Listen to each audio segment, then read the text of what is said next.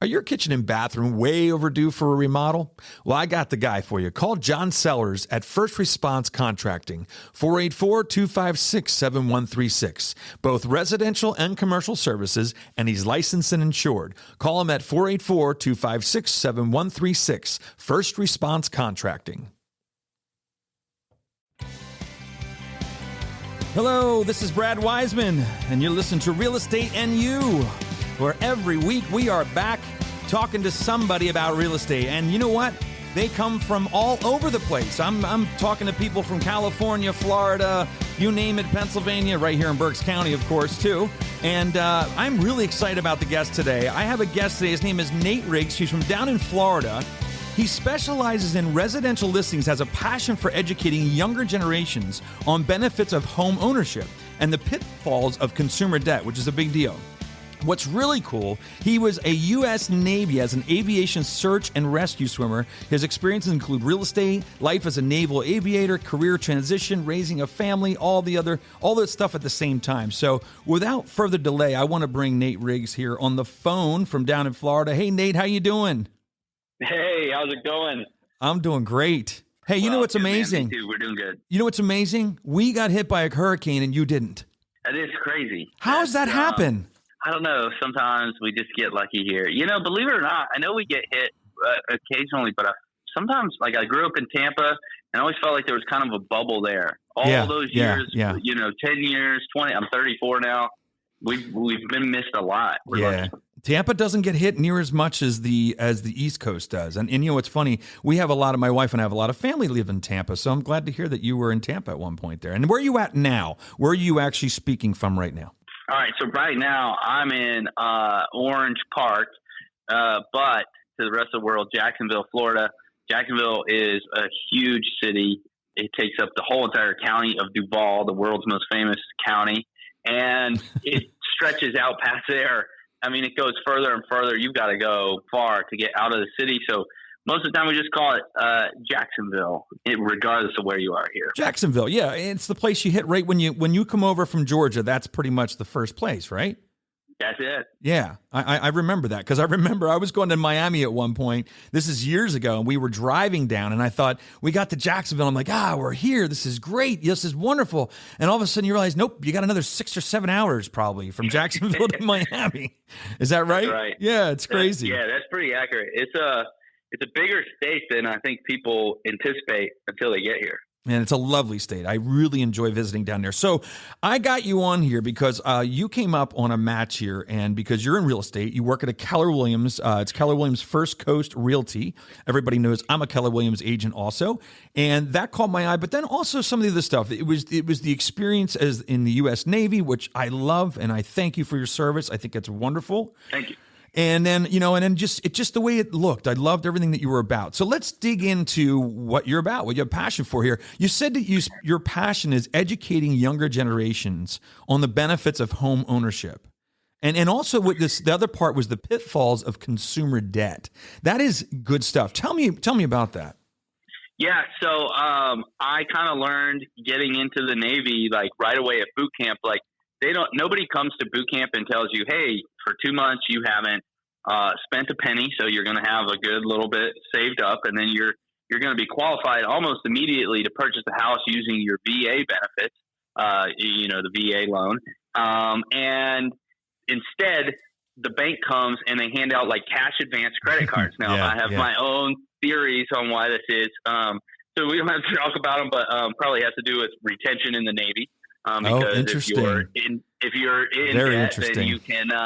It's harder to walk away from a contract job if you are in debt up to your eyeballs. But anyways, I don't want to be negative in that regard. I want to be more positive. So what I did to counter that was, all right, so my guys that I'm training and that are under me as I kind of climb that military ladder, I want to make sure that they don't go out and buy the cars, use the credit cards, the motorcycles, everything else that a lot of us ended up in doing and then took a lot of years to pay off. Instead, like, you could come out of the gate, own a house. And as you move with the military, also the possibility to own a house in several places. Like, you can purchase a home, and once you live there for 3 years, as it's appreciated, now it will rent and cash flow. So don't sell it, just keep it, move, buy another one where you go. So I try to kind of put that out there, and that doesn't just apply to the military. That's something that a lot of other jobs can, the possibility of that. So especially now where everybody's working from home, where everybody's mobile, and you can move and change locations. So I really try to kind of share that information, because I feel like it's a little, I know it's out there, but it's not, I just don't think it's as regularly conversed as it should be. Yeah. And society has so much like, give it to me now mentality that we have. If we're not being vocal and countering that, then people won't learn, Yeah, it's different. I was reading a book called The Psychology of Money, and it talks about this generation, or how we are today. We like to look rich before we are rich. Yes. And that's an issue, because it takes money and it comes from somewhere. And typically it comes from major debt. You're racking up credit cards or whatever. So, it's an interest. And that's kind of what I think you're talking about, is that, and I get it. What you said about coming out of the military, and then you have this pretty good chunk of money, and they give you credit cards that are pretty easy to get. And it's a lot of times it's the same way as coming out of college. I hear the same thing when people come out of college. They load them up with credit card debt, and they don't realize that this stuff's going to have to be paid at 15, 16, 20% interest over a long period of time. Right.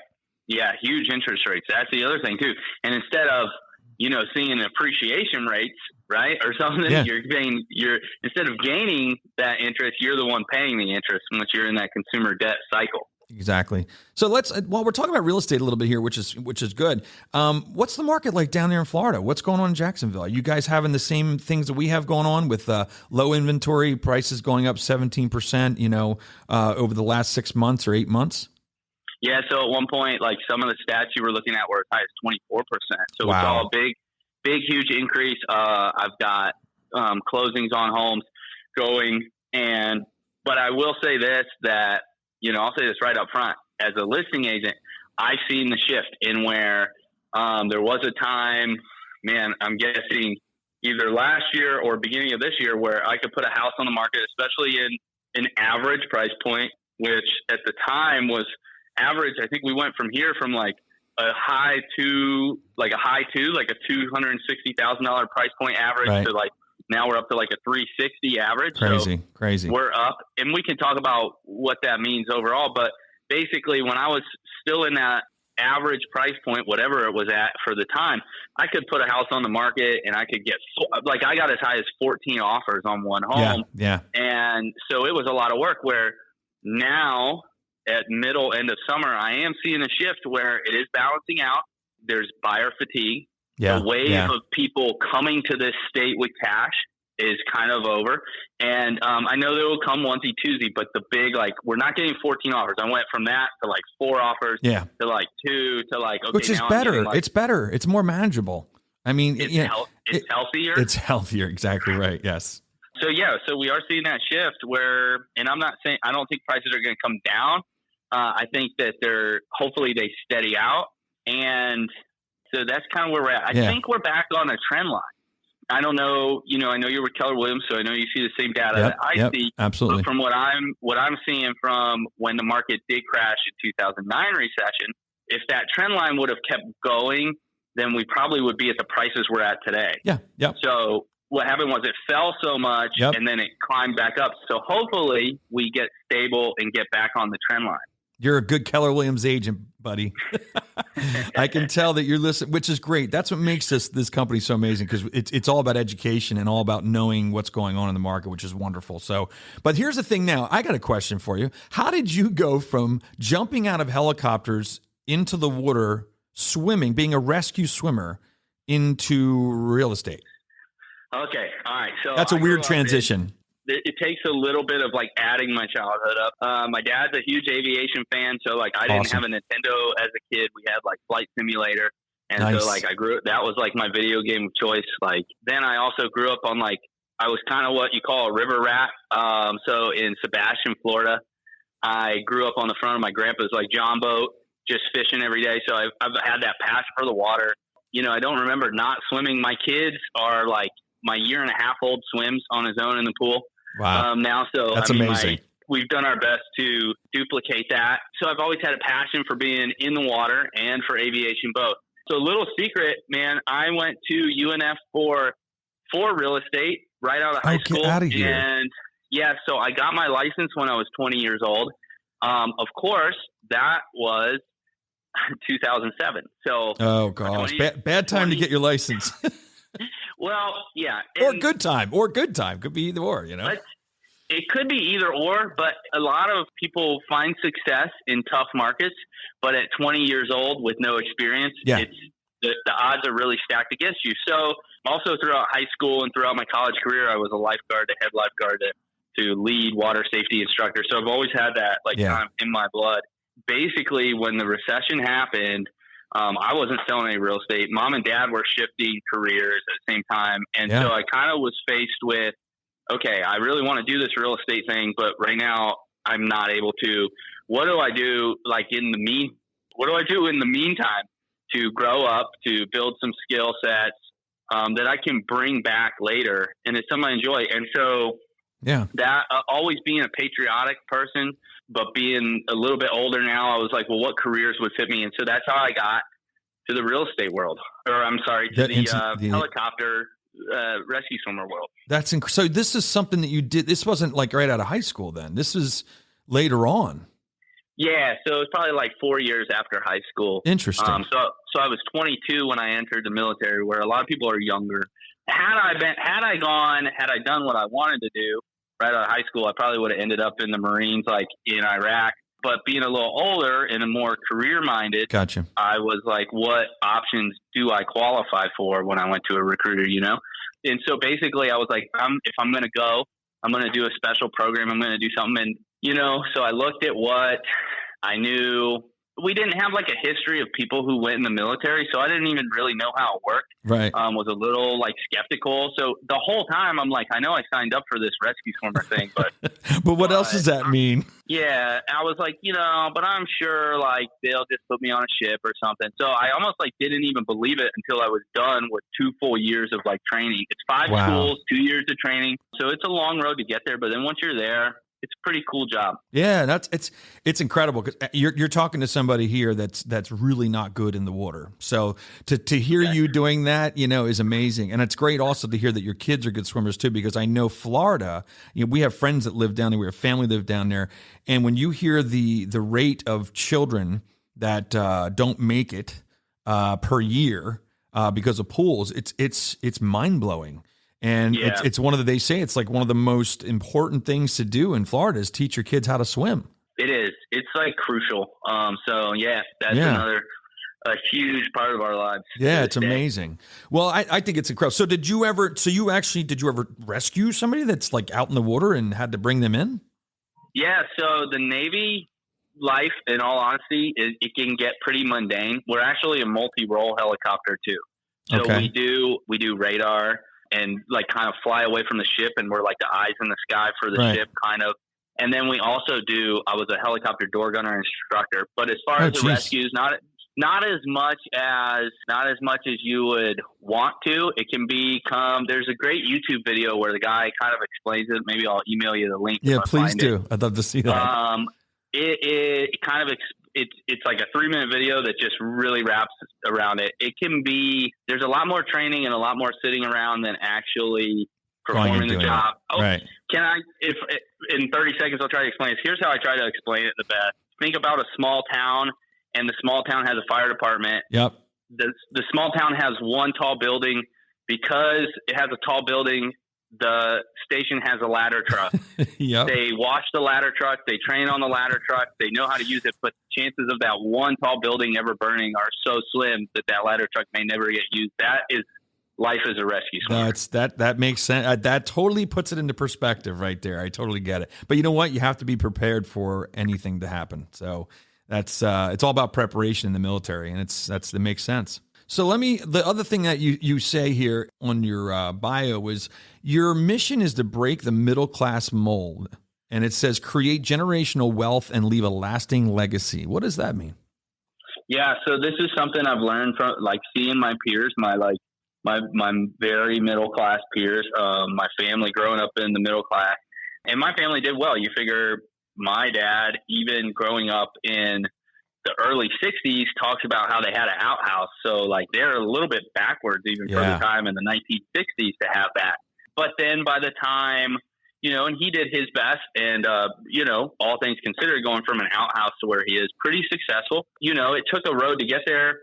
I remember as a small kid, we're standing in welfare lines as a teenager. Like, we now have a house with a pool and a hot tub in the camper. So like, okay, so he worked really hard to figure it out. But then once I leave that house, there's nothing for me to continue. I'm starting back at zero. Gotcha. And I've noticed a pattern in the middle class where that is the pattern. Hey, I'm going to work hard all my life, provide for my family, and teach them as much as I can, and then I'm going to send them out on the world and say good luck. Yeah, right. Start from zero. So there's no investment to hand off. There's no business to hand over control of, to build on. And so our mission, my wife and me, every decision we make is, we're like, she's in her 20s. I'm pretty lucky, and I'm in my 30s. But so we're like, what will the 40-year-old version, the 60-year-old, the 80-year version of us? So you've seen this. We've all seen an elderly person that's like severely hunchback or has an issue. Yeah. They didn't wake up at 80 years old with bad posture. They had bad posture in their 30s. Yep. And after 50 years of bad posture, now they're stuck in that position. Well, our spiritual, our mental, and even our financial posture is just like that. Yeah, so if we're not focusing on our posture today, we're going to wake up and be 80 years old and say, like, man, how did we get here? But it was a long road. So basically, we want to make sure that we have investments. Real estate is our thing. So we want to make sure we're purchasing investment properties, teaching our children how to manage them. And then the goal is, okay, as we turn that over to our children, they grow it to their children and children's children, and it can grow and become a legacy or lifelong wealth building versus just, I'm going to get my job, get my paycheck, provide for you, and send you out to the world. You're so right. It's a very cyclical thing that tends to happen in the middle class or the middle class mold. It's you're right about that. It's a very cyclical thing. And, our family, it sounded a lot like my father and my mother. We broke out of that mold. My dad now has his own business. I have my own business. I'm a part owner of Keller Williams here. And, it's interesting to see that, but you're so right. It's nice to be able to give something or have something to turn over to your children or to your anybody that's in your family so that they don't struggle maybe as much. They have to appreciate it, but they don't have to struggle. That's right. That's good stuff. And as long as you teach them right. And I one more thing to add to that. I know so much there's such a knee-jerk opposing view, like, oh, you give your kids stuff, that's how it gets spoiled. And it's like, that's not what we're talking about here. We're not talking about just giving. We're talking about teaching. We're talking about educating the next generation to continue the legacy so that 5 generations later, they don't have to deal with the effort that we have to put in. They're going to have effort still, and they're going to still have work ethic, but it's going to be different than what you and I have. I agree. You can't teach entrepreneurship, but you can show somebody the life of it and hope that they grasp onto it and they understand it or can kind of walk in those footsteps. They've tried many times in colleges to teach an entrepreneurship class, and there's really no way to define it or to teach it. So it's just it's a learned thing over time. It's in being in the environment of an entrepreneur. So it's great stuff, Nate. I got to tell you, we have a lot in common with the way we think, and I really appreciate you coming on the show today because it means a lot to me to have somebody that was in the Navy here on the show. It means a lot to have a Keller Williams agent and somebody that is just kicking butt, and you're on the right path. You really are. I appreciate it. I appreciate. Man, I'm glad we're here. I'm enjoying the conversation for sure. Well, we're going to have to have you back on here because we are just out of time. It's 20 minutes that we had this show going, and I just love it because you know what? I feel like we just started. So I'll tell you what, why don't we have you on again sometime, Nate? How's that? Yeah, let's do it. Put it on the calendar. All right, we'll do that, man. Thanks a lot. Appreciate it. So there you have it. Nate Riggs from down there in Florida, Jacksonville. That was a great conversation. I got to tell you, he's got to come back on here so we can talk more about real estate and life and wealth and building legacies and all that stuff. It's very, very exciting. So we will have him back on, and I will be here next week again. So please come back.